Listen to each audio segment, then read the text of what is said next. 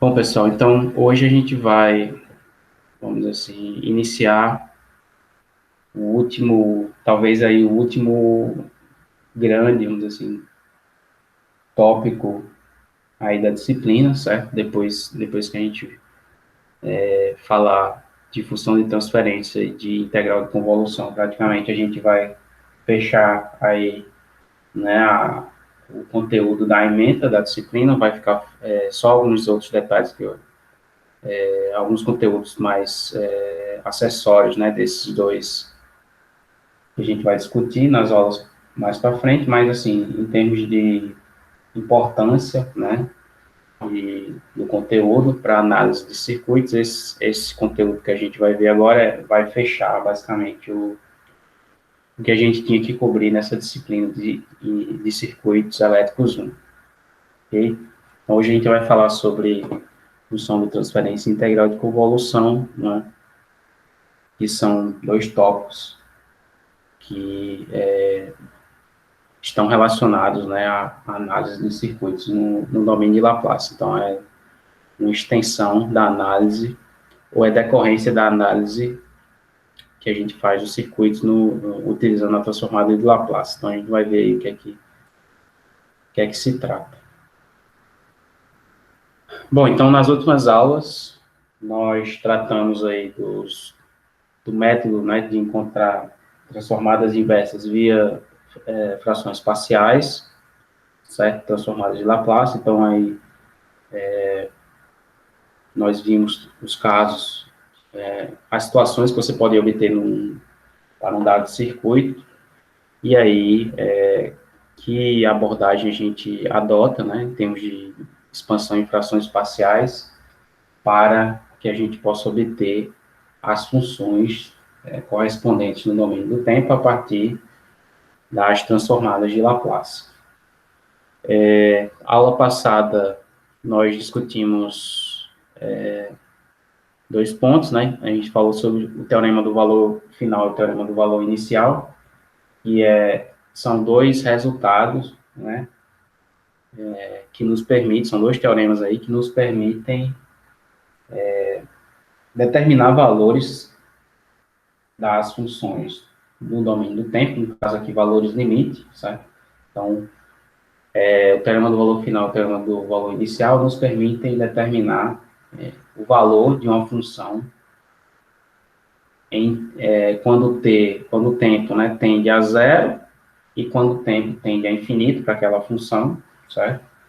Apenas calculando um limite na transformada de Laplace daquela função. Então, para algumas condições que a gente viu, né, que a transformada tem que obedecer para que esses teoremas sejam válidos, nós podemos usar a própria transformada de Laplace da função para determinar o valor da função correspondente, né, o valor limite da função que corresponde àquela transformada de Laplace no tempo, né, quando o tempo vai para infinito ou quando o tempo vai para zero, né? Então, quando o tempo vai para infinito, a gente tem um teorema do valor final, e quando o tempo vai para zero, a gente tem um teorema do valor inicial. E a gente viu que isso é interessante, né? Porque uma vez que você está fazendo análise no domínio de Laplace, né? E você, por exemplo, pode ser que você esteja interessado em verificar se a transformada de Laplace que você obteve para a sua função, se ela está correta. Então, uma das formas que você tem para fazer isso é utilizar esses teoremas, né? E aí verificar se, né, para aquela grandeza que você está tentando determinar, quais são os valores, né, que o teorema do valor final e o teorema do valor inicial, as expressões do teorema desses dois teoremas vão lhe dar, né? E aí você pode comparar com a análise de regime estacionário do circuito, né? E ver se aquela transformada que você obteve na sua análise está correta, né? Então, se você, por exemplo, está determinando a tensão sobre um capacitor, quando o T vai para infinito, você faz essa análise no circuito, no regime estacionário, né? Quando o capacitor se torna um curto, determina o valor daquela tensão, e aí você tem a expressão que você obteve, né, fazendo a análise no domínio de Laplace, para a transformada de Laplace daquela tensão no domínio S, né. Então, a partir dessa expressão e aplicando aí o teorema do valor final, né, você também pode determinar, a partir da expressão da transformada, quem seria esse valor final da tensão sobre o capacitor quando o T vai para infinito. E aí você pode comparar, né, o valor que você tem da transformada com o valor que você tem do circuito e decidir, né, observar se a expressão está condizente, né, com o que você espera ou não, né.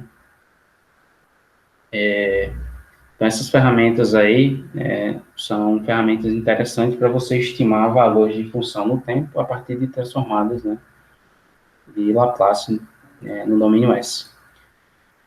Bom, e por último, na aula passada, nós discutimos aí a questão do circuito equivalente de Thevenin no domínio de Laplace.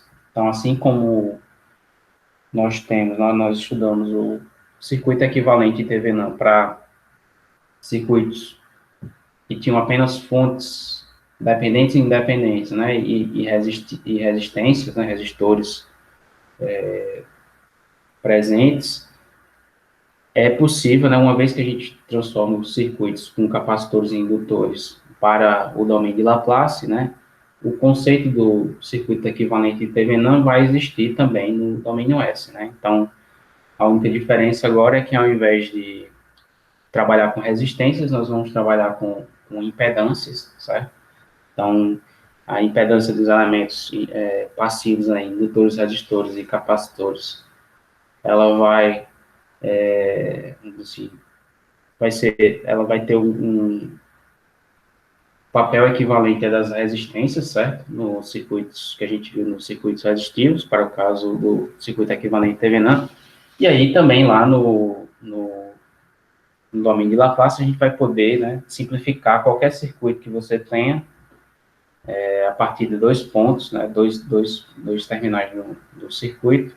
Você vai poder simplificar todos os elementos, todo o circuito que está conectado ali a uma fonte de tensão em série com uma resistência, ou no caso com a impedância, desculpa, ou uma fonte de corrente, né, em paralelo com a impedância. No caso aí seria o equivalente de Norton. Então, tanto o equivalente de Thevenin como o equivalente de Norton no domínio de Laplace esses teoremas vão ser válidos também, certo? E aí a única diferença é que você vai substituir resistências por impedâncias, né? Então, porém, esse resultado, ele é válido, né? E ele também o teorema de Thevenin, a essência dele está relacionada à linearidade, né, dos circuitos, ao princípio da superposição. E aí, como esses conceitos, né, essas propriedades são válidas também no domínio de Laplace, então, naturalmente, o teorema de Thevenin também vale no domínio de Laplace. Então, a gente viu, ao passado, um exemplo de como é que a gente pode determinar, trabalhar com o teorema de Thevenin no domínio de Laplace. Bom, hoje a gente fala aí sobre função de transferência e integral de convolução, então nós vamos aí dar uma nova, vamos dizer assim, tentar enxergar de uma nova maneira, né, os problemas que a gente vem tratando aí com o uso da transformada de Laplace, e essa nova maneira de enxergar, para isso a gente vai utilizar o conceito de função de transferência, certo? Então a gente vai ver o que é função de transferência, né, que são polos e zeros de função da função de transferência. Vamos aí falar sobre o que é resposta ao impulso, né, e como a resposta ao impulso está relacionada à função de transferência. E, por último, a gente vai falar sobre integral de convolução, né, que também é um conceito associado ao conceito de função de transferência, certo? Em um dado circuito.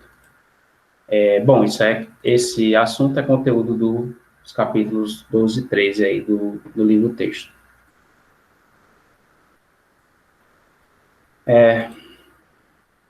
Bom, então, para a gente motivar, né, esse conceito de função de transferência, né, antes da gente definir exatamente o que imagine que a gente tem agora aqui a seguinte situação, né? Então, nós temos esse circuito RC aqui, certo? Então, tem um resistor, né, e um capacitor conectados. Aqui eu tenho dois terminais, aqui, os terminais do capacitor. Eu tenho, né, como medir essa tensão, né, a tensão sobre o elemento. E aqui eu tenho uma fonte de tensão conectada a esse circuito, certo? Então, se eu conecto, né, se essa fonte aqui, por exemplo, ela é ligada e desligada, né, com o tempo, imagina aqui que eu estou, bom, é uma fonte aqui de 30 volts, né, eu estou conectando, certo? Então, quando eu ligo essa fonte, eu tenho 30 volts aplicado, né, como está aqui no gráfico, e aí o capacitor começa com carga zero, né, não tem nenhuma diferença de potencial inicialmente no capacitor, então a tensão começa a aumentar nos terminais do capacitor, ele começa a carregar, né, até o momento que ele chega nos 30 volts, né, e aí ele para, né, ele carregou totalmente. E aí, bom, aqui em um milissegundo, né,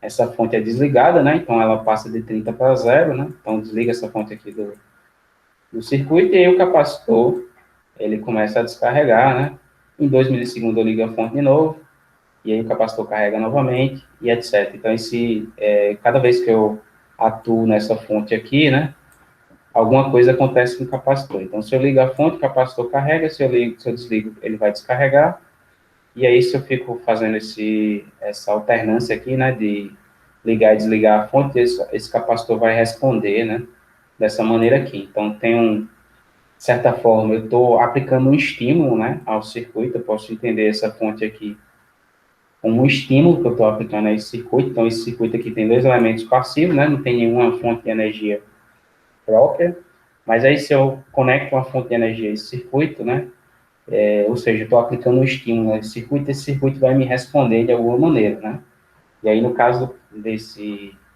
da tensão sobre o capacitor aqui, o que acontece é que essa tensão ela vai responder, né, de acordo com a entrada o estímulo que eu estou aplicando aqui no circuito, certo? Então veja que esse comportamento aqui, né, de estímulo e resposta, é um comportamento que a gente está interessado, né, quando a gente fala de engenharia, né, porque muitos dos sistemas que a gente trabalha, né, são sistemas, né, que eles respondem a certos, ou eles têm que responder, ou eles são projetados, a gente deseja que eles respondam a certos estímulos, né? Então, se você imaginar, acho que um exemplo simples para vocês entenderem, né, a questão, por exemplo, quando você tem um carro, a aceleração de um carro, né?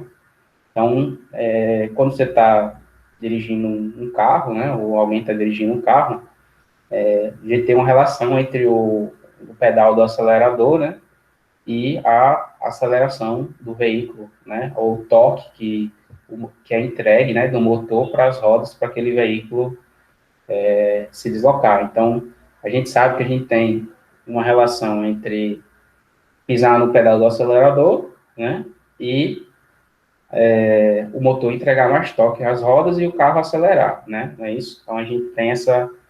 Então, veja que a gente pode pensar, né, se a gente pensar no sistema dessa maneira, a gente pode, vamos dizer assim, pode dizer que quando você pisa no acelerador, né, aquilo ali é um estímulo que você está aplicando uma força ali a um sistema mecânico, né, e de alguma forma aquele estímulo ali, ele é transformado numa saída do sistema, né, do carro. Então, o comportamento que o carro tem de resposta àquele estímulo é uma aceleração, né, então o motor vai entregar mais torque para as rodas e o carro vai aumentar a velocidade e vai acelerar.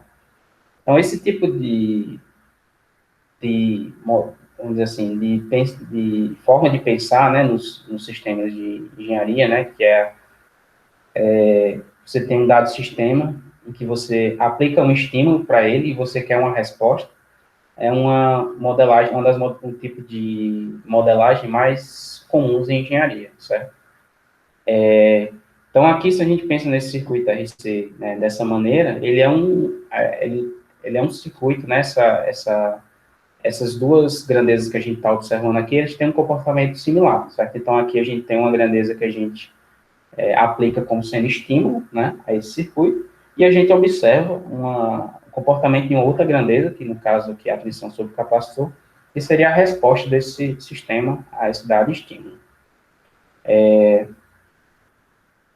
Bom, então, às vezes, né, quando a gente está trabalhando com um dado sistema, nós estamos interessados em saber qual é a relação, né, qual é a relação direta entre o estímulo que eu aplico ao sistema e a saída que eu tenho, certo?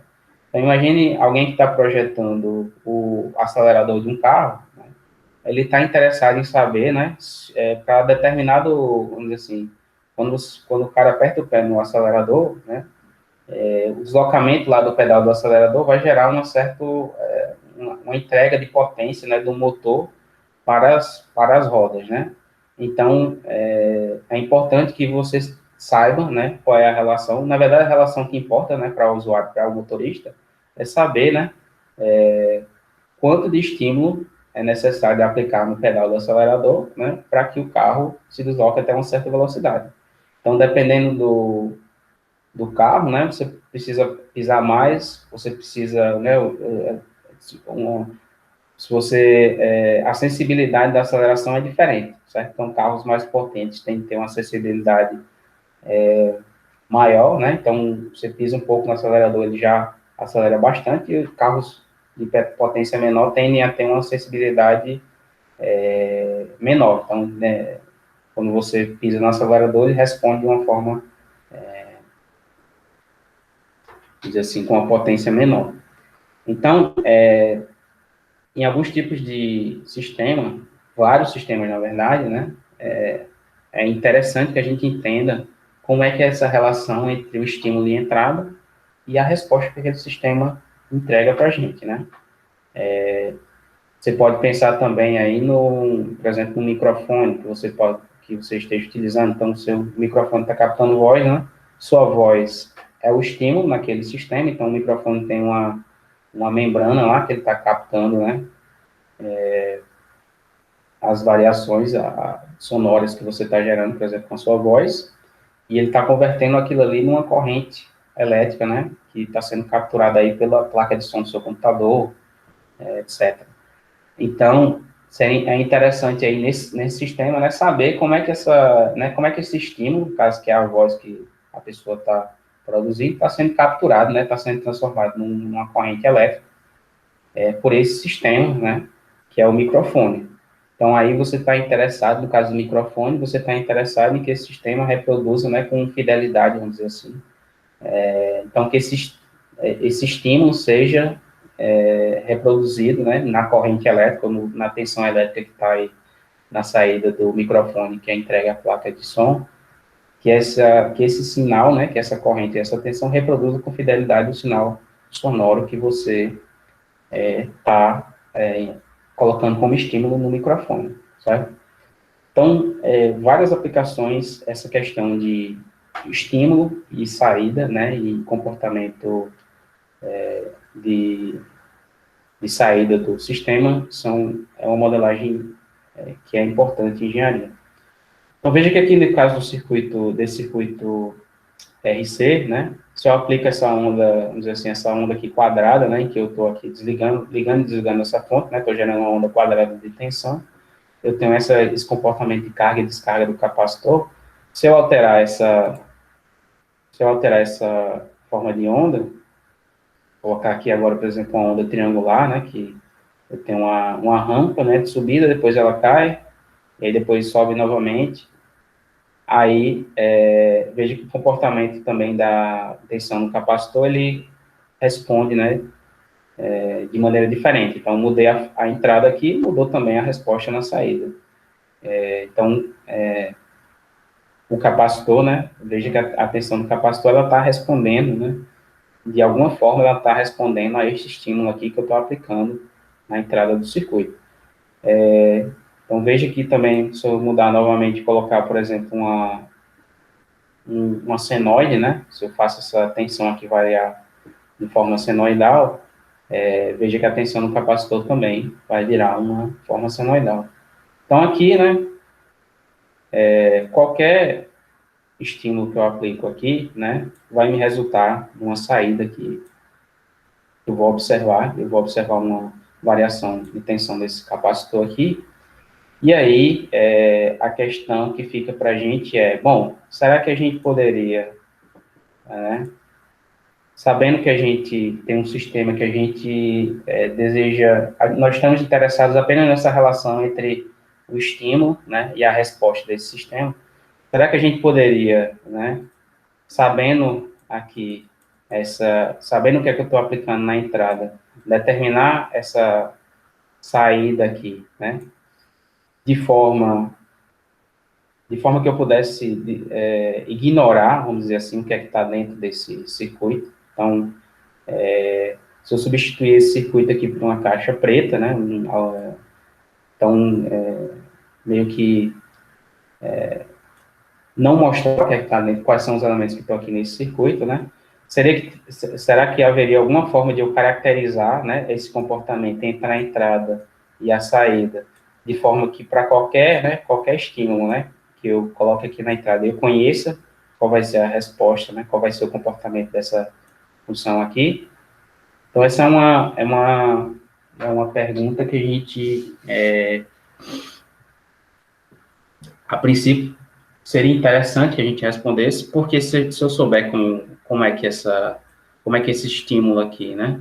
Como é que essa resposta, ela depende desse estímulo que eu aplico no circuito, né? E se eu souber uma regra, né, que me faz relacionar as duas coisas, eu posso simplesmente esquecer, né, o que está aqui dentro dessa caixa e utilizar essa regra, né, diretamente, né, para determinar, no caso aqui, a tensão no capacitor em função dessa tensão na entrada, certo? Então, o que a gente vai ver aqui com esse conceito de função de transferência é que isso aqui, na verdade, é possível, né? Então, é possível, né, para um dado circuito, caracterizar, né, vamos dizer assim, uma regra em que eu associo, né, o estímulo, entradas que eu aplico no circuito, né, então, dois terminais qualquer que eu tenho no circuito, eu conecto aqui uma fonte de estímulos, né, no caso aqui uma fonte de tensão, e aí eu observo uma certa grandeza aqui em dois terminais quaisquer também, e aí entre esses dois pontos aqui vai existir uma regra, certo? Que só vai depender aqui de como esse circuito está montado, mas uma vez que eu sei essa regra, né, essa regra aqui vai valer para qualquer estímulo que eu colocar aqui. Então, seja ele uma onda retangular, seja um seno, seja uma onda triangular, qualquer que seja aqui, eu vou conseguir determinar essa tensão do capacitor sem me preocupar, né, com o que está aqui dentro do circuito, se eu souber que regra é essa, certo? Qual é essa relação, que relação eu tenho entre entrada e saída, certo? Então, aqui a gente, essa é vamos dizer assim, a motivação por trás do estudo de funções de transferência, certo?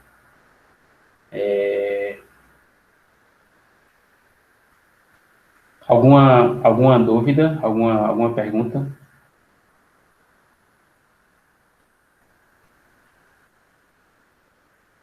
Até aqui tudo ok, né? Então, bom, então vamos olhar aqui com mais detalhes, né, nesse circuito RC aí, para ver, né, na análise, no que a gente viu até agora, nessa disciplina, como é que a gente faz, né, a análise para determinar as relações entre essas grandezas. Então, a gente pode fazer essa análise no domínio do tempo, né? Então, aqui a gente tem a fonte de tensão que a gente está conectando nesse circuito, definido como uma função no tempo aqui, né? Então, isso aqui pode ser um degrau, pode ser uma onda quadrada, o que seja, né? E aí, bom, nesse circuito nós temos uma tensão sobre o resistor, uma tensão sobre o capacitor e uma corrente, né, passando por esses elementos. E aí, bom, se a gente aplicar a lei de Kirchhoff das tensões aqui, a gente vai determinar o comportamento desse circuito aqui, né? Tem que resolver a equação diferencial e determinar o comportamento desse circuito. Bom, a gente pode pegar também e passar, né, a análise desse circuito aqui para o domínio de Laplace, né? Então, veja que eu posso converter, então veja que estou fazendo aqui o exemplo que essa fonte aqui essa tensão aqui é uma constante, certo? E aqui a gente tem um chaveamento aqui em t igual a zero, então isso se torna aqui um degrau, né? Em zero, então essa fonte aqui no domínio de Laplace se torna uma transformada de um degrau, né? Em t igual a zero. E aí a gente transforma essas grandezas aqui em grandezas equivalentes aí no domínio de Laplace, né? Substituindo também os elementos passivos pelas suas impedâncias, né? Então, nesse caso aí, né, nós podemos considerar, né, que essa tensão, essa fonte de tensão é o que a gente chama de entrada, né, é o estímulo que eu estou aplicando ao circuito. Então, tanto aqui VG de T como VG de S aqui caracterizam o estímulo, né, que a gente aplica ao circuito. E o que eu estou interessado em observar aqui, no caso que é a tensão sobre o capacitor, vamos dizer assim, é o que a gente quer como saída, né? A grandeza que a gente vai observar como sendo a saída, não é o resultante, né, do comportamento do circuito. Então, aquele circuito vai se comportar de alguma maneira, gerando essa saída, né, que seria essa tensão sobre os terminais do capacitor. Bom, então se a gente tem esse circuito aí no domínio de Laplace, né, a gente sabe que a gente pode aplicar a lei de Kirchhoff das tensões para fazer essa análise aqui, né? Então, a gente pode utilizar as leis de Kirchhoff para obter, né, relações entre essas grandezas aqui, da mesma forma que a gente obteve aí para todos os circuitos que a gente trabalhou, né, que a gente trabalha na disciplina. Bom, então veja que aqui, né, para esses circuitos, a gente faz o percurso aqui no sentido horário, né? A gente tem aumento de tensão, queda de tensão e queda de tensão, certo? Então, aumento de tensão negativo passou para o lado esquerdo da equação positivo, certo? Igual a soma das quedas de tensão. Então, a gente tem essa equação aqui pela lei de Kirchhoff das tensões. E aí, a gente pode, né, destrinchar aqui cada termo, né, e escrever uma equação em função da corrente, né? Então, a gente pode determinar a corrente nesse circuito aí, no domínio de Laplace. Então, se a gente fizer isso, né, bom, essa tensão aqui é um degrau, certo? Está aqui, VG sobre S. Tensão sobre o resistor, resistência vezes a corrente.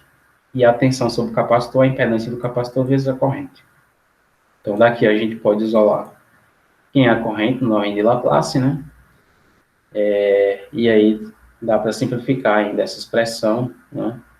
Se a gente multiplicar em cima e embaixo aqui por SC, né? Bom, então veja que uma vez que eu determinei essa corrente aqui, certo? Está determinada a corrente aqui no domínio de Laplace, eu posso achar quem é essa tensão, essa queda de tensão no capacitor, apenas multiplicando a impedância do capacitor pela corrente, né? Então, isso aqui vai me dar a tensão sobre o capacitor. Então, a tensão no capacitor aqui, nesse caso, né, a impedância do capacitor 1 sobre SC, né, multiplicado por essa corrente aqui, a gente tem essa expressão aqui. Então, veja que essa expressão que eu obtenho aqui, de VC de S, ela depende de alguns parâmetros. Então, ela depende da fonte de tensão que eu estou colocando aqui, né? E depende de parâmetros do circuito, ou seja, resistência aqui e capacitância. Então, veja o que é que eu posso fazer com essa expressão aqui que eu obtive para a tensão do capacitor. Eu posso rearranjar os termos aqui de forma que eu fique com essa grandeza aqui separada do resto da equação, certo? Então, fica um fator aqui, que é VG sobre S. Porém, aqui, se a gente observar quem é VG sobre S, VG sobre S é justamente a transformada de Laplace da fonte de tensão, né? Que eu estou aplicando aqui no instante, que eu estou conectando esse circuito no instante T igual a zero. Então, em outras palavras, né, VG de S é o estímulo que eu estou aplicando a esse circuito. Então, opa, aqui já apareceu um negócio interessante, né? Eu tenho uma expressão em que eu tenho a saída que eu estou observando no circuito, e aqui eu já tenho o estímulo que eu estou aplicando, né, nesse circuito como um fator isolado nessa expressão, né? Então, já tem uma coisa interessante aí. Então, o que é que eu posso fazer, né? Essa expressão aqui eu posso definir como sendo VG de S sobre S, né? Que é esse estímulo aqui. E aí, segundo passo, né, o último passo aqui, eu posso pegar os dois lados aqui dessa equação e dividir por VG de S, né? Pela transformada de Laplace do estímulo que eu estou aplicando no circuito. Se eu fizer isso aqui, eu obtenho essa expressão aqui, certo? 1 dividido por SRC mais 1. E essa expressão aí, ela só depende dos parâmetros dos elementos passivos do circuito, certo? Então, aqui vejo que só depende de resistência e capacitância, né? Só de R e de C. Então, essa relação aqui, certo? Entre a transformada de Laplace, da grandeza que eu estou observando no circuito, sobre a transformada de Laplace do estímulo que eu estou aplicando no circuito, certo? No caso aqui, eu estou observando VC de S e o estímulo que eu estou aplicando é VG de S, certo? A divisão de uma pela outra aqui vai sempre me dar uma função de S, certo? Essa função só vai depender de parâmetros do circuito aqui. E essa função, a gente dá um nome particular, certo? De função de transferência, certo? Então, o que a gente chama de função de transferência para um circuito elétrico, e na verdade para qualquer sistema linear, é justamente a divisão entre a transformada de Laplace do estímulo, da grandeza que eu estou, da resposta que eu estou observando, né, desse circuito, ou desse sistema, dividido pela transformada de Laplace do estímulo que eu estou aplicando esse circuito, certo? Então, essa função de transferência, ela é definida dessa maneira. Então, veja que, ao fazer essa definição aqui, né, de que a relação entre a saída e a entrada é dada por essa função, né, essa divisão aqui vai me dar essa função aqui, h de s. Veja que esse h de s aqui, ele vai ser independente, né,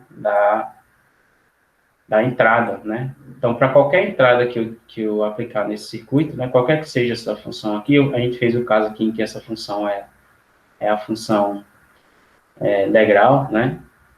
Só para demonstrar que a gente chega nessa resultado aqui. Mas essa função VG de S aqui, ela pode ser qualquer função, né? Pode ser um degrau, pode ser uma onda quadrada, pode ser um senoide, pode ser um impulso, pode ser qualquer coisa, certo? Sempre, né, a saída sobre a transformada de Laplace da saída sobre a transformada de Laplace da entrada vai me dar essa relação aqui.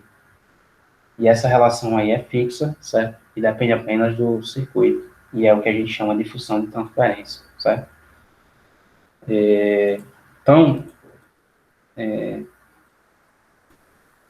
uma vez que eu conheço a minha entrada, a entrada do circuito, vamos supor, uma vez que eu sei que essa entrada aqui é um degrau, por exemplo, se eu sei qual é a função de transferência, né, entre aquelas duas grandezas, no caso aqui, entre essa fonte aqui e a tensão do capacitor, eu consigo determinar qual vai ser a transformada, né, da tensão sobre o capacitor apenas fazendo essa multiplicação aqui entre a função de transferência e a transformada de Laplace da entrada que eu estou aplicando nesse circuito, certo?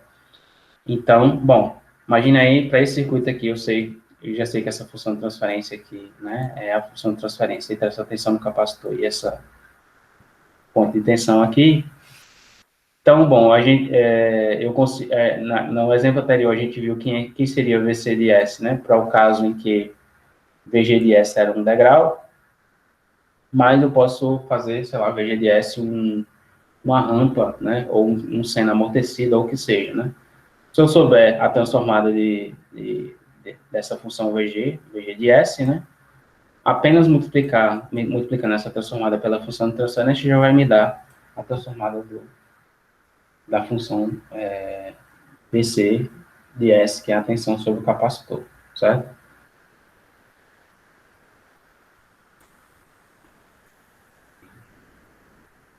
Então, né, qual é a definição de função de transferência? Só para deixar, né,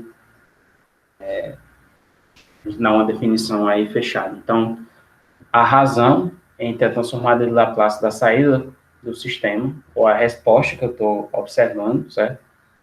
E a transformada de Laplace na entrada do sistema, ou o estímulo que eu estou aplicando a esse sistema, é o que eu chamo de função de transferência. Por que ela tem esse nome aqui, né? Transferência.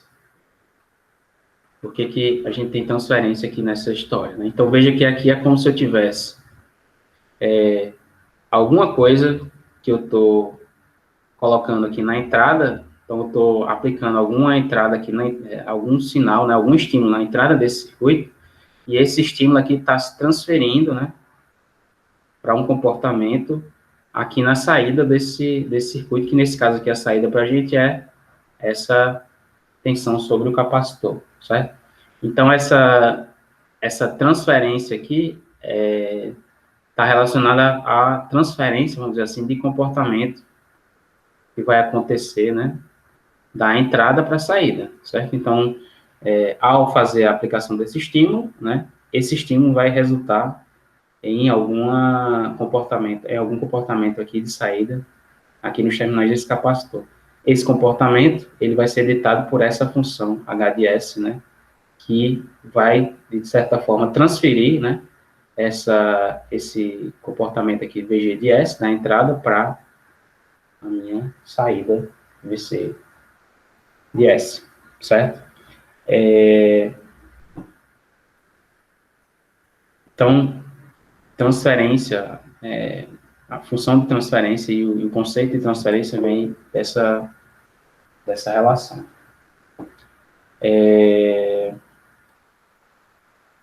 Bom, então veja que se eu souber essa função de transferência aqui, então, se eu souber a função de transferência entre essa fonte de tensão, a entrada aqui, esses terminais aqui, e os terminais aqui onde o capacitor está conectado, ou seja, a tensão sobre os terminais do capacitor, eu posso esquecer esse circuito aqui. Então, se eu souber H de S, né, se isso aqui for conhecido, eu não preciso mais saber, né, como é que esse circuito aqui está conectado. Então, eu posso esquecer que aqui tem um resistor, posso esquecer que aqui tem um capacitor, e posso substituir tudo isso aqui por vamos dizer assim, uma caixa preta, né, qualquer, que eu ignoro o que está aqui dentro, né, porque uma vez que eu sei essa função de transferência aqui, eu não preciso saber mais nada, né, além da entrada, né, que eu estou aplicando no circuito. Então, conheço a entrada que eu estou aplicando no circuito e conheço a função de transferência entre as grandezas que eu estou observando, eu vou poder determinar qual vai ser o comportamento dessa grandeza aqui, sem precisar saber em detalhes, né, o que é que está aqui dentro desse circuito, certo? Então, isso é uma coisa interessante, né, que uma vez determinada essa função de transferência para um dado circuito linear, eu já sei tudo, né, já sei, eu vou determinar, eu tenho toda a informação que eu preciso para determinar o comportamento daquele sistema para qualquer estímulo que eu aplicar, certo? Nele, na entrada dele. Então, essa é uma vantagem muito grande do ponto de vista de análise, né, porque é como se você pegasse um determinado pedaço de circuito, né? Uma vez que você determinar a função de transferência entre entrada e saída, você simplesmente esquece aquele circuito, os elementos que estão lá dentro, e com a informação que você tem da função de transferência, você consegue determinar o comportamento daquele circuito sem recorrer, né, a ter que analisar aquele circuito toda vez, né? Toda vez que você mudar a entrada, você não precisa reavaliar o circuito, você só utiliza o que você sabe da função de transferência para obter a saída correspondente. Ok? Veja que eu posso ter função de transferência, né, entre várias grandezas do circuito. Então, por exemplo, aqui eu tenho uma função de transferência, né, essa função HDS foi a função que a gente determinou, né, a função de transferência entre essa tensão aqui e a tensão sobre o capacitor, mas eu poderia ter uma função de transferência, na verdade eu tenho uma função de transferência entre essa tensão aqui e a tensão sobre o resistor, certo? Então aqui eu poderia definir ainda, por exemplo, uma segunda função de transferência, né, vamos dizer um H2 de S, né? Que seria, por exemplo, a transformada de Laplace dessa saída aqui. Se a saída que eu quiser observar for a tensão sobre esse resistor, então seria VR de S, né? Dividido por VG de S, certo? Então, nesse circuito aqui, eu ainda poderia definir uma segunda função de transferência, que seria a relação entre o estímulo aqui que eu aplico no circuito e essa tensão aqui sobre o resistor, né? Então, como é que eu determinaria isso aí? Bom, teria que, para um caso qualquer, determinar a transformada de Laplace de VR de S, né? E dividir essa transformada aqui pela transformada na entrada, certo? VG de S. Então, ao fazer isso aqui nesse circuito, a gente vai obter uma função de transferência entre essa entrada aqui, essa fonte de tensão, e essa tensão sobre o resistor. Ainda tem outra função de transferência aqui, que apareceria, por exemplo, se a minha saída, né, se o que eu tivesse interessado em observar fosse a corrente do circuito. Então, poderia definir uma função H de 3, uma terceira função de transferência, que seria I de S sobre VG de S. Né?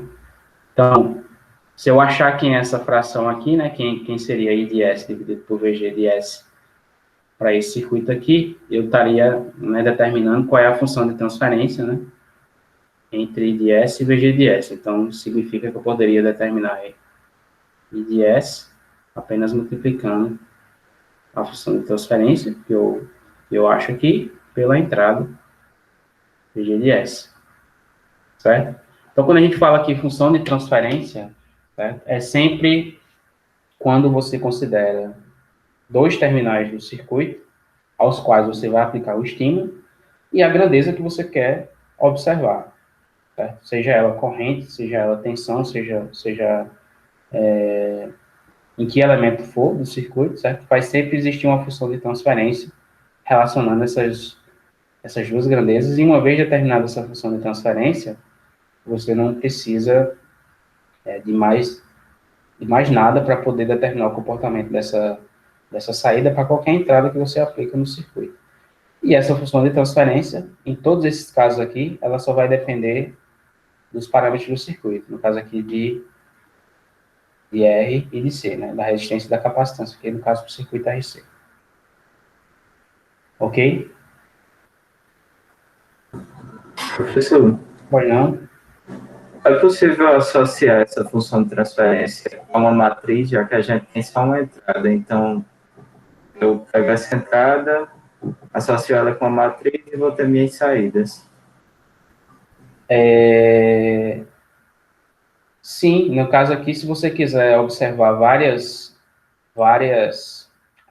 vamos dizer assim, você poderia fazer o seguinte: se você quiser observar várias grandezas ao mesmo tempo, né, isso na verdade é feito, né? Existem sistemas ou modelagens que utilizam essa abordagem. Então aqui você pode ter tipo VC de S, né?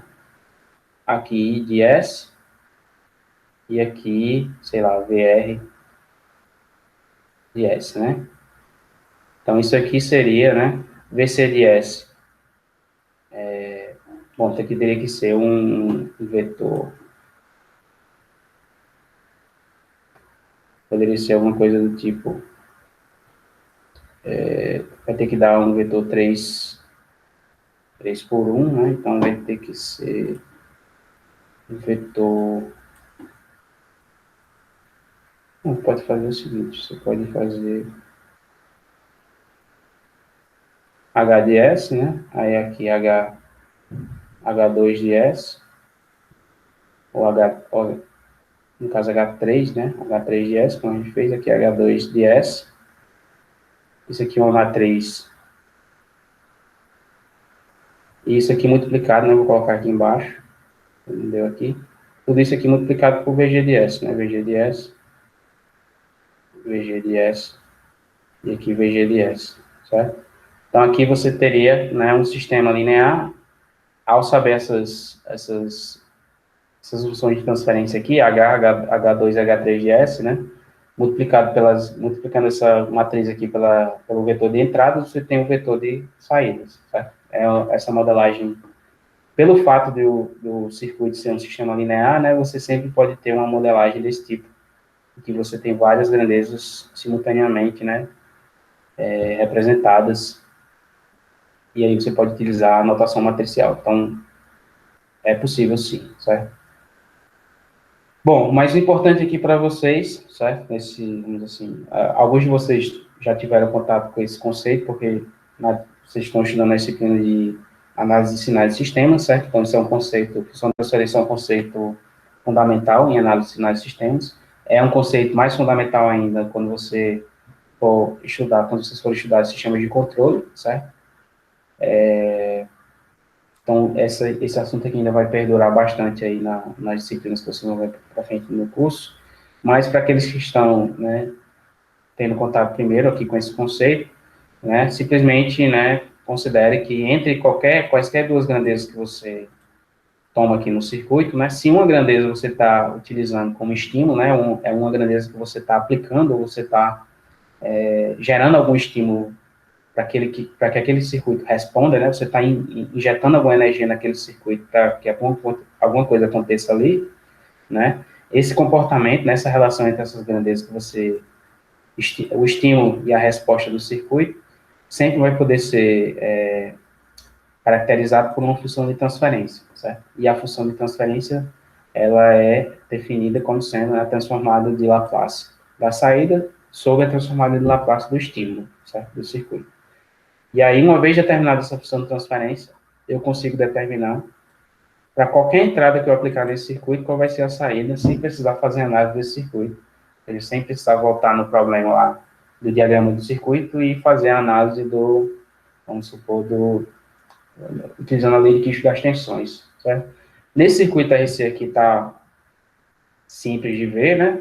Que vamos dizer assim, a gente utiliza isso aqui como primeiro exemplo para ficar mais fácil, mas imagine aí que você tem um circuito de várias malhas aqui, vamos supor, um capacitor, um indutor, resistor, etc. E aqui você tem um capacitor aqui na ponta, certo? Então aqui você tem uma fonte de tensão na entrada, certo? E você está interessado nesse circuito em determinar a tensão sobre esse capacitor aqui, que a gente chama VC, certo? Então aqui a gente tem VG de T, que é essa tensão que eu estou aplicando aqui, e essa tensão aqui que eu quero determinar, certo? Que é a tensão sobre esse capacitor. Então, imagine que eu tenho, sei lá, eu faço VG de T ser um seno, ou uma onda quadrada, certo? Ou apenas um degrau. Então, eu quero saber, né? Eu quero determinar quem é essa tensão aqui, certo? Para quando eu mexo em VG de T.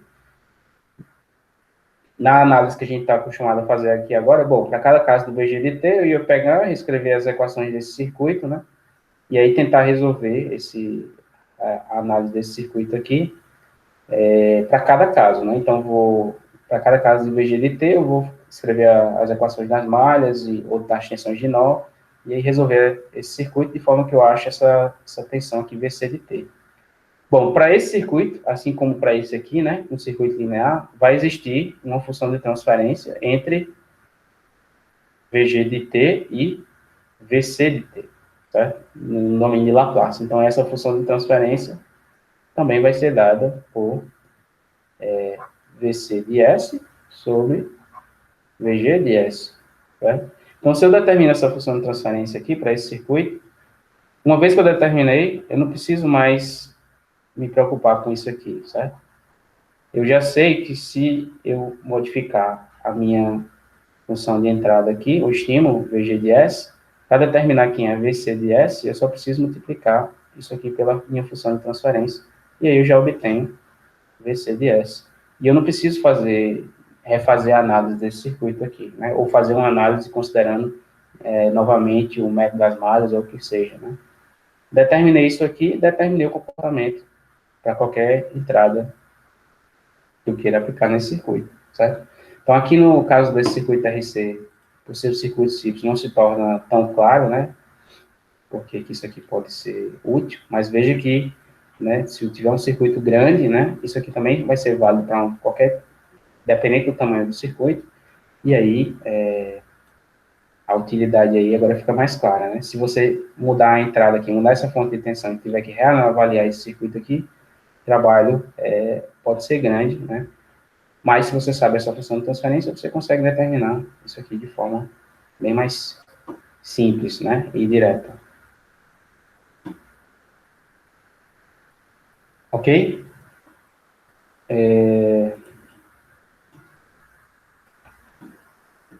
Então, essa a utilidade para a gente aqui desse conceito de função de transferência. Então, uma vez que a gente está trabalhando com a transformada de Laplace, né, a gente pode utilizar essa propriedade aqui, né, para nos auxiliar na análise de circuitos. Só que aqui, veja que a gente está se prendendo, né, o estudo dessa situação, em que você aplica o estímulo ao circuito e você quer observar uma saída, né?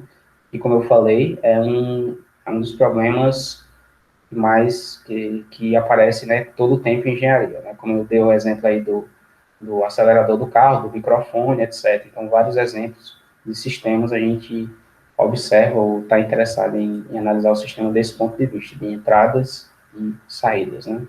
Estímulos e comportamento resultante. Bom, então algumas considerações aqui sobre a função de transferência, como eu já falei, essa função de transferência ela vai depender apenas, né, dos elementos do circuito, certo? Então ela vai depender do capacitância, indutância e resistência, certo?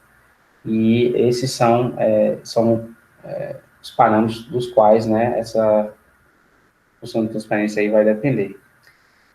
Se você tiver circuitos equivalentes, né, você vai ter também funções de transferência equivalentes. Isso é uma coisa interessante, né? E também é até intuitivo, né? Então, se você tiver, sei lá, um circuito aqui com várias malhas,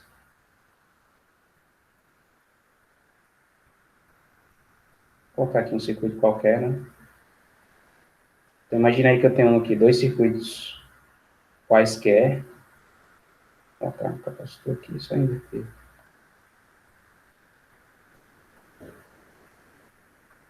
Então, imagine só a situação, né? Em que eu peguei aqui esses dois circuitos, e aí, por uma análise, né, de, por exemplo, circuito equivalente de Thevenin ou, ou alguma coisa do tipo, né, fazer a impedância equivalente, o que seja, nós definimos ou nós encontramos que esses dois circuitos aqui são iguais. Eu não sei se esses circuitos são iguais, certo? Mas vamos supor que a gente fez a análise e determinou que esses dois circuitos aqui são equivalentes. Então, eu posso poder, por exemplo, substituir um pelo outro aqui e do ponto de vista desses terminais aqui de entrada e saída, nada mudaria, certo? Como o conceito que a gente usa para definir elementos equivalentes. Então, esses dois circuitos aqui também vão ter funções de transferência equivalentes, vão ter a mesma função de transferência entre um ponto e o outro, certo? Que é também intuitivo, intuitivamente é o que você espera, né? Mas é também uma coisa interessante, porque esses circuitos que são equivalentes, né? Você pode ter circuitos muito complicados que são equivalentes a circuitos mais simples, e a função de transferência daquele circuito simples vai ditar, né, a mesma característica para o circuito mais complicado. Então, a função de transferência vai ser a mesma. Então, isso aqui é uma propriedade interessante aí para funções de transferência.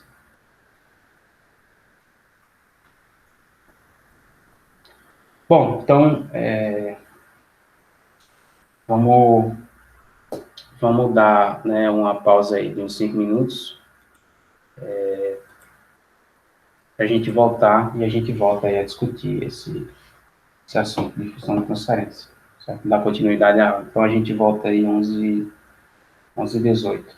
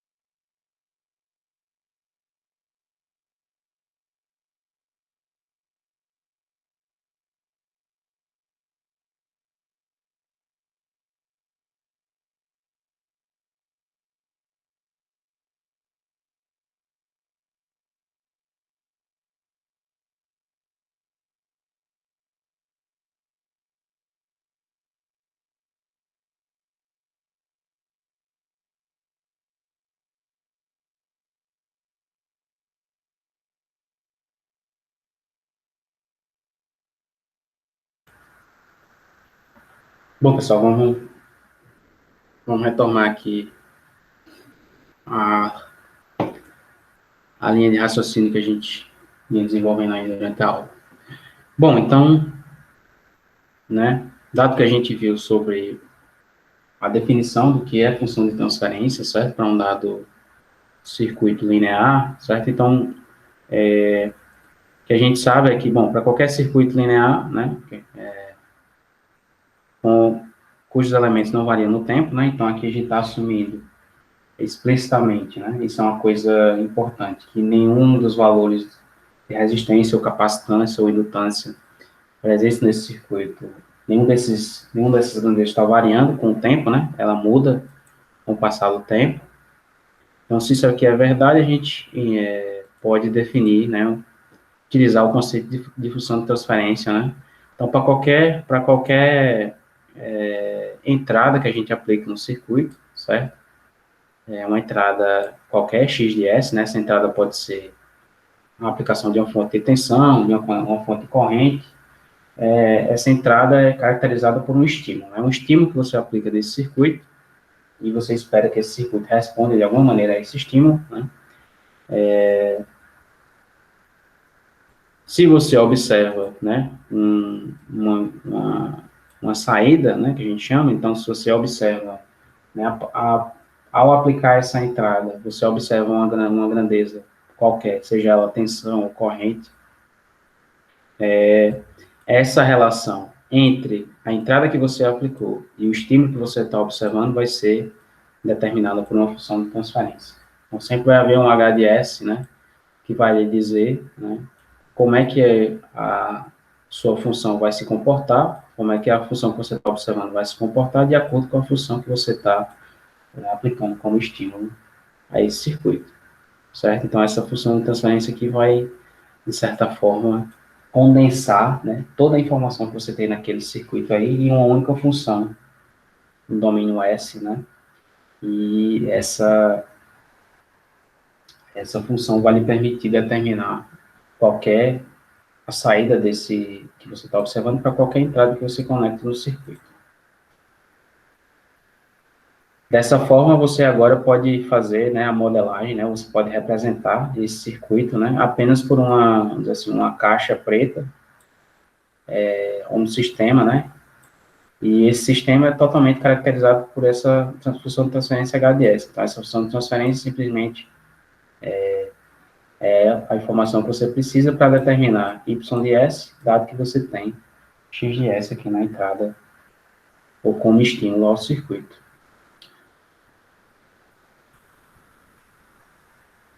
Bom, então algumas características, né, da função de transferência. Então, dois, dois parâmetros importantes, né, quando você tem uma dada função de transferência no circuito, é o que a gente chama de polos e zeros, né, dessa função. Então, veja que se eu tiver uma função h de s, certo, qualquer no circuito, uma função racional aqui de polinômios, né, como é o caso é o tipo de função que a gente encontra nos circuitos lineares, o que vai acontecer? Essa função vai poder ser expressa dessa maneira aqui, certo? Então, eu tenho alguns termos no denominador, né? As raízes, eu posso expressar esse polinômio aqui em função das raízes do denominador, e eu posso expressar também o polinômio do numerador em função desses produtos aí que dependem das raízes, né? Desse numerador. Bom, então, para essa função de transferência, a gente define aqui dois conceitos importantes, né? O primeiro conceito é o conceito de polo, né? Polos dessa função de transferência. Então, os polos são as raízes do denominador, certo? Então, veja que aqui S igual a menos P1, S igual a menos P2, S igual a menos PM. Todos esses valores aqui são polos, né? São raízes desse denominador e, portanto, são o que a gente chama de polos, certo? Dessa função de transferência. E aí a gente tem também os zeros, né? Então, os zeros vão ser as raízes do numerador dessa função de transferência. Então, aqui no numerador, a gente tem essas raízes aqui, menos E1, menos E2, etc., até menos M, né? aqui deveria ser n, na verdade. Então, essas raízes do numerador é o que a gente chama de polos, certo? Então, polos e zeros da função de transferência é um parâmetro importante, são características importantes que a gente vai ver estão relacionadas à dinâmica, né, dessa transferência, vamos dizer assim, de comportamento da entrada para a saída do circuito. Então, a gente vai dar uma olhada como é que isso aqui ocorre, né? Então, veja só, aqui um exemplo, que a gente tem um exemplo, né, de uma função de transferência qualquer, né? Então, veja que a gente tem 1, 2, 3, 4, 5, né? 5 raízes no denominador, então esse aqui é um polinômio de grau 5, 5 raízes. E aqui no numerador nós temos um polinômio de grau 2, né? Duas raízes. Então veja que aqui a gente tem 3 raízes simples reais, e aqui 2 raízes complexas conjugadas, e aqui a gente tem 2 raízes complexas conjugadas aqui no numerador. Tá? Então, uma coisa que a gente pode fazer, geralmente, para representar uma dada função de transferência, né, é representar o diagrama, fazer o diagrama de polos e zeros, né, que a gente chama. Então, a gente pode pegar os polos, né, as raízes do denominador e as raízes do numerador e representá-las no plano complexo, certo? Como as raízes podem ser complexas, né, a gente representa no plano complexo. Então, veja que, primeiramente, se a gente observar como é que a gente representa os polos, né, então os polos de uma dada função de transferência, geralmente a gente representa por um xizinho, certo? Marcando onde é que esse polo acontece no plano complexo. Então, veja que S igual a zero é um polo aqui dessa função de transferência, né? E aí, se a gente observar aqui, a gente tem um x, né?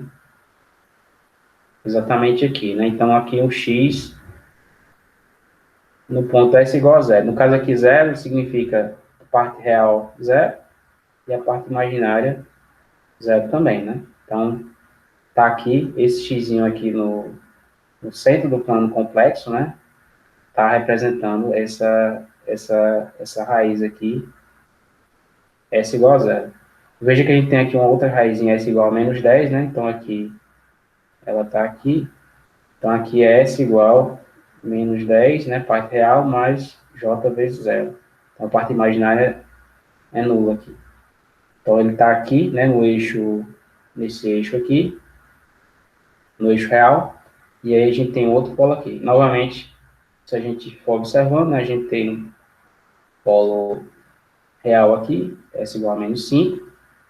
E aí, tem mais 2 pontos aqui marcados com X, né? A gente tem esse aqui e esse aqui. Então, tem mais 2 polos, que são as raízes desses termos aqui. Então, menos 6 mais J8 é a raiz daqui, né? Então,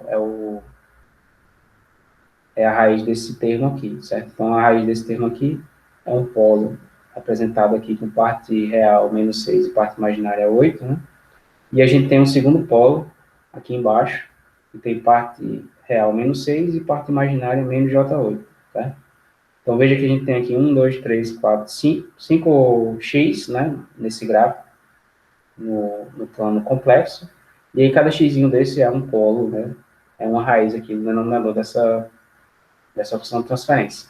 Se a gente observa agora o numerador dela, né, a gente vê que esse numerador tem duas raízes, né, e aqui essas raízes estão representadas por essa simbologia aqui, né? Esse círculozinho aberto, né?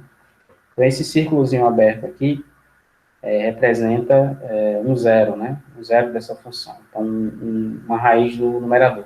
Então, veja que menos 3 mais J4, né? É raiz desse termo aqui. Então, se eu substituo isso aqui por menos 3 mais J4, isso aqui claramente é uma raiz desse termo que vai ficar zero, né? E aqui embaixo eu tenho menos 3, menos J4, que vai ser a raiz desse termo aqui, certo? Então, no geral, né, quando você tem uma dada função de transferência, Você pode pegar, né, os polos e os zeros dessa função de transferência, né, dado que essa variável complexa S pode ser escrita dessa maneira aqui, né, uma parte real, alfa, e uma parte imaginária aqui, ômega, você pode fazer essa representação, né? Você tem dois eixos aqui, o eixo real e o eixo imaginário, né? E aí você pode dispor, né, no plano complexo, esses polos, né? Marcados aqui com X e os zeros marcados com um círculozinho aberto. E aí essa forma de visualizar, né, uma dada função de transferência é o que a gente chama de diagrama de polos e zeros, certo? Da função de transferência. Bom, veja que está dito aqui, né? Os polos dessa função de transferência determinam o comportamento transitório do circuito. Bom, por que isso, né? Que aparentemente não está, pode ser que não esteja claro, né? Mas vamos imaginar aqui uma função de transferência aqui mais simples, né? Vamos pegar, por exemplo, alguma coisa do tipo 10, S mais 10, vamos colocar os polos reais aqui só para a gente, S mais 10, S mais 5, né? Bom, então imagine que a gente tem essa função de transferência aqui, né? Isso aqui é a minha HDS. Se eu for buscar, né, no domínio do tempo, né, como é que essa função está, como é que ela é representada, né? Em outras palavras, se eu vou buscar a transformada inversa de Laplace dessa função HDS, dessa função de transferência, eu vou ter que obter alguma coisa, né, em termos de frações parciais, vou ter que expandir isso aqui em frações parciais, né, S mais 10 e S mais 5, né. Então, uma vez que eu expandir isso aqui em frações parciais, eu vou ter que fazer o quê? Eu vou ter que achar a transformada inversa de cada uma desses termos aqui. Então, aqui a gente fica com K1 u de t mais K2, né? Exponencial de menos 10t, né? U de t, e aqui K3, exponencial de menos 5t, U de t. Então, se eu fizer a transformada inversa de h de s, né? Achar uma função h de t aqui no domínio do tempo, essa função h de t vai ter essa forma aqui. Então, veja que esses polos aqui, né? Vamos dizer assim, S igual a menos 10, S igual a menos 5, eles vão aparecer como sendo expoentes dessas exponenciais, certo? Que a gente vai obter no domínio do tempo, certo? E aí o que acontece? O decaimento dessas exponenciais, que vai estar associado justamente ao transiente, né, do sistema, ele vai depender do valor desses polos, né, das raízes desse denominador. Então, quanto maior for, vamos dizer assim, o módulo, né, desse polo aqui, vamos ver, eu tenho um polo aqui em menos 10, um em menos 5, essa exponencial em menos 10, ela vai decair muito mais rápido que a em menos 5, né? Então, significa dizer, né, que a dinâmica, né, desse polo aqui, ela é bem mais rápida, né, no comportamento transitório. Então, ele vai deixar de ser importante, né, muito mais rápido na resposta, para chegar assim, para a resposta. A importância dele na resposta transiente, né, vai durar de bem menos tempo do que a resposta dessa exponencial aqui, que tem um termo menor, né, de decaimento menor. Então, essa relação, né, que existe entre o domínio do Laplace e o domínio do tempo, faz com que o valor aqui desses polos, né, determine o comportamento transitório, né, ou a velocidade com que esse comportamento transitório vai se extinguir no circuito, certo? E, particularmente, né, quanto maior for o módulo aqui desse polo, mais rápido aquele termo ali vai para zero, né, porque a exponencial associada a ele no domínio do tempo vai decair mais rápido. Então, uma das coisas aí que essa informação sobre o diagrama de polos e zeros nos diz, né, sobre a função, para uma dada função de transferência, né, ela não vai nos dizer, né, qual vai ser o polo, né, quais serão os termos, né, dessa função de transferência aqui que vão, de certa forma, dominar o comportamento dessa resposta transiente. Então, veja que se eu observo aqui, se eu observo essa função de transferência em particular, né, e eu observo esse polo aqui em menos 10, esse polo aqui em menos 5, eu sei que o comportamento desse circuito vai ser pouco influenciado, né, em termos de duração no tempo, ele vai ser menos influenciado por esse polo aqui do que esse polo aqui, certo? Porque a exponencial associada a esse termo aqui vai decair bem mais rápido do que a esse termo aqui, e essa exponencial, né, o termo associado a esse polo aqui, ainda menos, né? No caso aqui, na verdade, não é nem um exponencial, vai ser um degrau, né? Então, todo comportamento de regime permanente desse circuito vai ser, de certa forma, determinado pelo polo mais lento aqui, certo? Mas, de maneira geral, né, se você observar a parte real dos polos, né, na função de transferência, essa parte real aqui está associada ao comportamento transitório, certo? Ou a velocidade com que aquele termo influencia no comportamento transitório. E aí, quando você tem uma dada função de transferência, você coloca ela num diagrama desse tipo, você consegue visualizar, de certa forma, né, quais serão os polos que vão ser menos importantes, né, quando você tem os transientes aqui, e quais serão os polos que vão, entre aspas, dominar esse comportamento transiente do circuito. Ok? Ou seja, quais são as exponenciais que vão durar mais tempo e quais são as exponenciais que vão se extinguir de forma mais rápida quando você tiver no comportamento transitório. Bom, em outras palavras, né, a função de transferência também ele traz informações sobre como aquele circuito vai se comportar, certo? No transiente, né? No caso aí, quando você aplica o estímulo, né, obviamente vai acontecer um transiente no circuito, como a gente sabe, e esse transiente, né, você consegue caracterizar observando como é que esses polos, né, dessa função de transferência estão dispostos.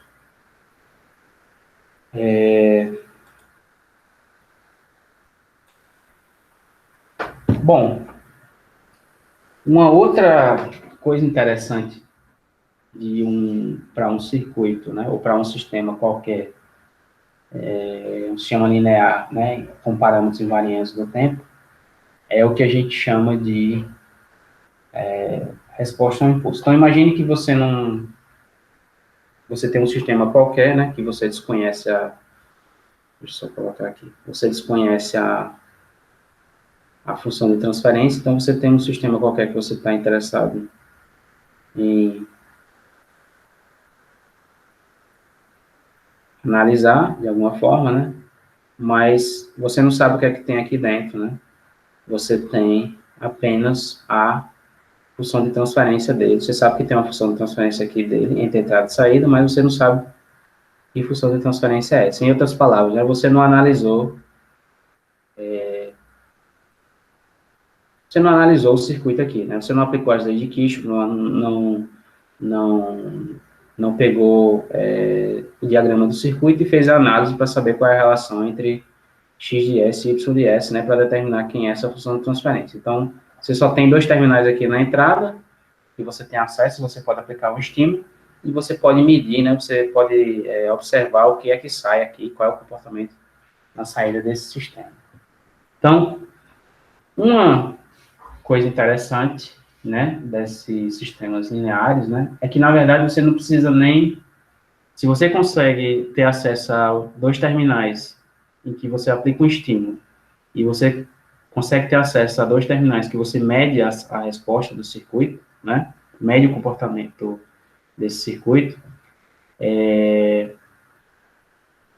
você pode, na verdade, determinar quem é essa função de transferência aqui apenas, né, aplicando um estímulo conhecido e medindo o que acontece na saída desse circuito. Então, imagina aqui que eu, sei lá, vou aplicar aqui um pulso, né, de tensão, certo? Na entrada aqui de um dado circuito que eu desconheço, né? Eu não sei quem é essa função de transferência, mas eu apliquei esse pulso aqui na entrada e medi aqui o que é que que é que saiu? Vamos supor que, sei lá, era um circuito RC, então o capacitor carregou e depois descarregou, né? Porque o pulso foi para zero. Então, se eu souber isso aqui, e se eu souber isso aqui, se eu aplicar isso aqui na entrada, se eu medir isso aqui, eu consigo determinar quem é HDS sem ter que analisar o circuito, certo? Sem ter que ir lá e aplicar a lei de Kirchhoff das tensões e etc, etc. Um caso particular, né, é se ao invés de aplicar um impulso aqui, por exemplo, eu passo esse x de S aqui igual a um impulso. Então, se eu aplicar um impulso, né, lembrando que a transformada de Laplace, né, de um impulso, vale 1, né, vale é uma constante que vale 1. Então, eu sei que essa saída aqui, y de S, ela tem que ser igual a função de transferência, né, vezes a transformada de Laplace na entrada. Então, isso aqui é o que eu sei, né, do comportamento linear desse circuito. Mas se essa minha transformada de Laplace aqui valer 1, né, se ela for um impulso e ela for constante igual a 1, então a minha saída aqui, y de S, na verdade, vai ser igual a h de S, né, a transformada de Laplace, né, no caso, a função de transferência do sistema.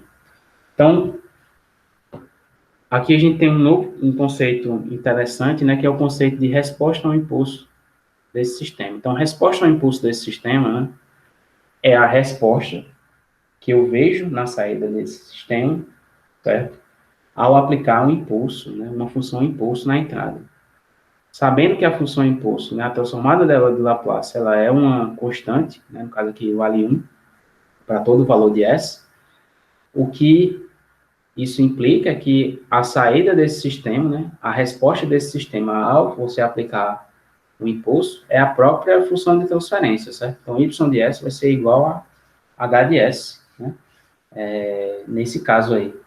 E aí, bom, se eu estou medindo, você tem alguma maneira de medir, né, essa saída aqui, se eu estou observando essa saída aqui de alguma maneira, ao aplicar um impulso aqui na entrada e observar a saída, eu determino quem é h de S sem nem precisar saber, né, quais são os elementos que estão aí nesse circuito, né? Então, imagina aí você está no... Vou pegar aqui uma situação prática, né? Você, sei lá, você está num laboratório, né? Tem um circuito qualquer lá, um circuito RC ou ELC, o que seja, né?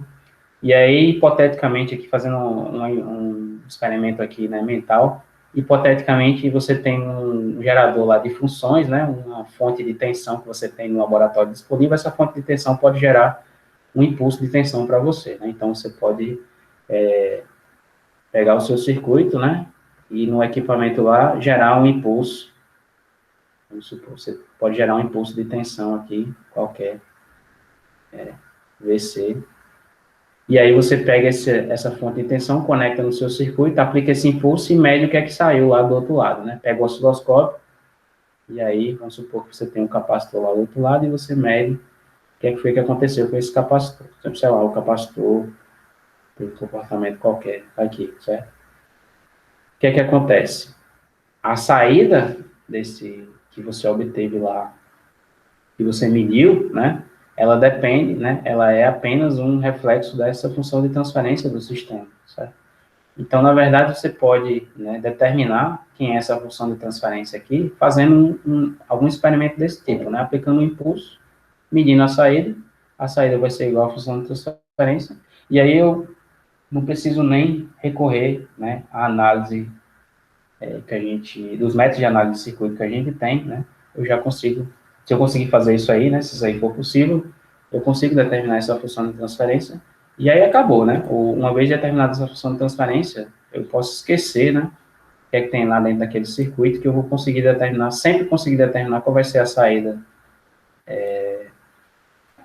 daquele sistema, né, para qualquer entrada que eu aplicar, qualquer estímulo que eu aplicar. Então, resposta ao impulso,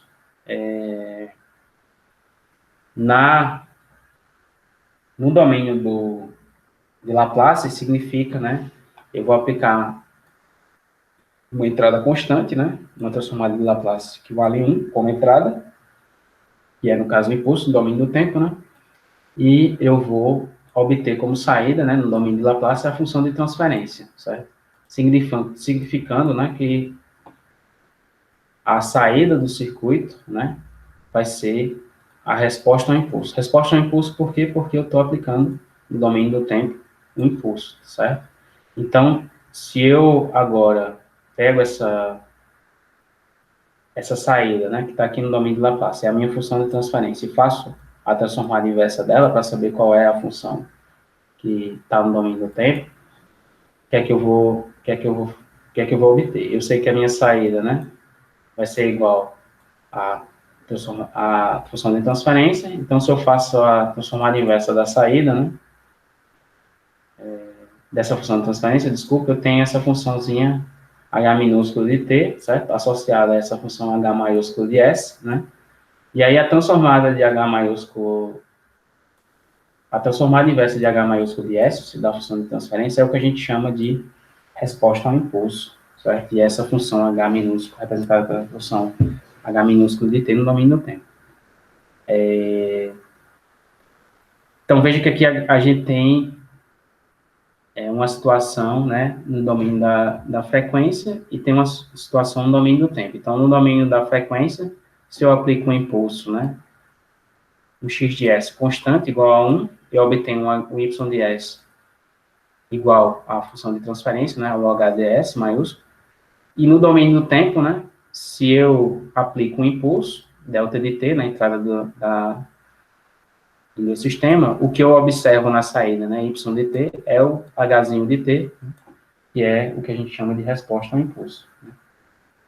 No domínio do tempo, certo? Então, veja que se eu determinar h de s, ou se eu determinar hzinho de t, né, que é a resposta ao impulso, que é essa função no domínio do tempo, ou qualquer um dos dois me dá completa informação sobre o comportamento daquele sistema, certo?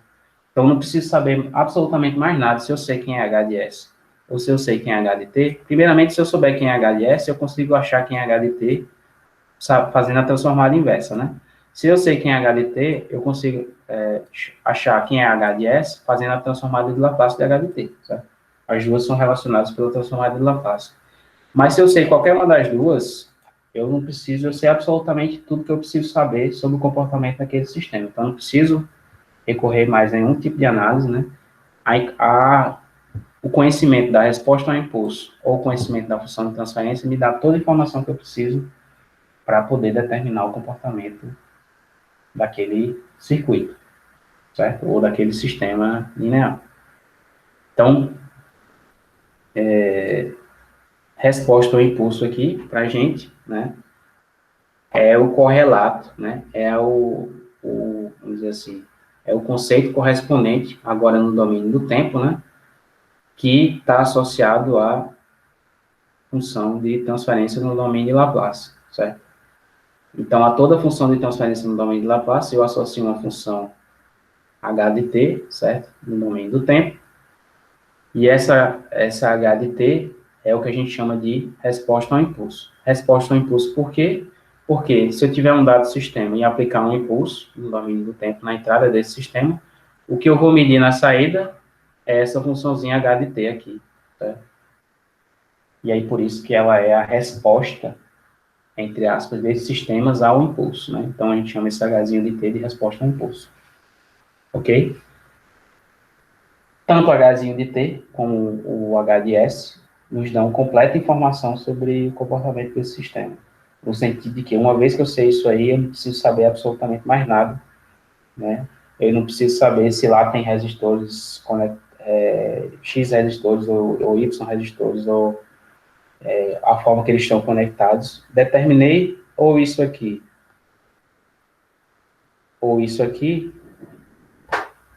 seja qual for o circuito linear, né?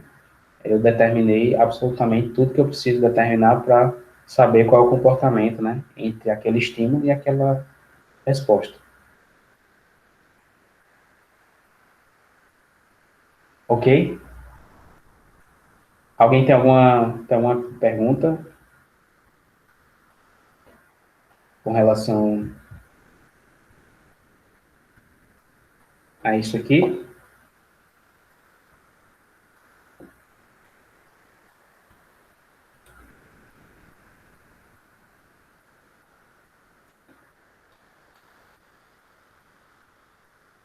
Bom, então, para a gente encerrar, né, a aula de hoje, a gente continua essa discussão na próxima aula, mas veja aqui o que é que a gente viu hoje, né? A gente viu que no domínio de Laplace, né, se eu pegar aí um circuito qualquer linear com parâmetros invariantes no tempo, eu posso, né, observar esse circuito do ponto de vista de estímulo e resposta, né? Então, eu aplico um estímulo nesse circuito e observo uma resposta, que pode ser uma grandeza qualquer que eu queira determinar nesse circuito. A gente viu que isso vai sempre acontecer que essa resposta vai estar associada ao estímulo por uma função h de s de t, né? E essa função h de s de t é o que, ou desculpa, h de s é o que a gente chama de função de transferência, certo? No domínio de Laplace. Então, essa função h de s vai englobar aí toda a informação necessária para você determinar o comportamento de, de resposta desse circuito a partir de um dado estímulo que você conecta, que você aplica nesse sistema. No domínio do tempo, se a gente, ao invés de observar aqui no domínio da frequência, vai para o domínio do tempo, a gente sabe que essa função de transferência vai estar associada a uma resposta ao impulso, que é a transformada inversa dessa função h de s.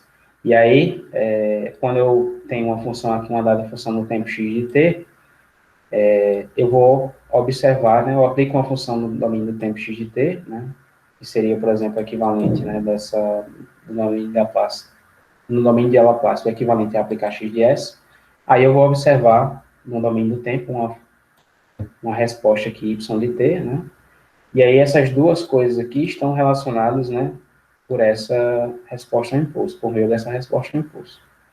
Bom, no domínio de Laplace, né, a gente já viu como é que essas duas coisas se relacionam aqui, então a saída é simplesmente o produto, né, da entrada pela função de transferência, mas e aqui no domínio do tempo, né, como é que essas três coisas estão relacionadas, né? Então, qual seria a relação que a gente vai obter no domínio do tempo para esses três conceitos aí? Lembrando que se eu souber isso aqui, né, na teoria, né, eu sei absolutamente tudo que eu preciso saber para determinar y de t a partir de x de t, né? Só que como é que eu vou fazer isso? Aqui ainda não está claro para a gente, né? Como é que, de onde é que vai, qual é a relação que vai aparecer aqui, né? Aqui a gente tem uma relação bem simples, mas aqui ainda tem uma interrogação, certo? Então a gente vai voltar a próxima aula a gente começa aqui a partir desse ponto e a gente vai ver, né, qual vai ser a relação que vai me entregar y de t, né, a partir do momento que eu conheço quem é o estímulo que eu estou aplicando aqui no domínio do tempo e a partir do momento que eu conheço essa resposta ao impulso desse circuito, ou desse sistema aí. Ok? Então, eu vou encerrar aqui a gravação e aí alguns avisos e a gente encerra por hoje.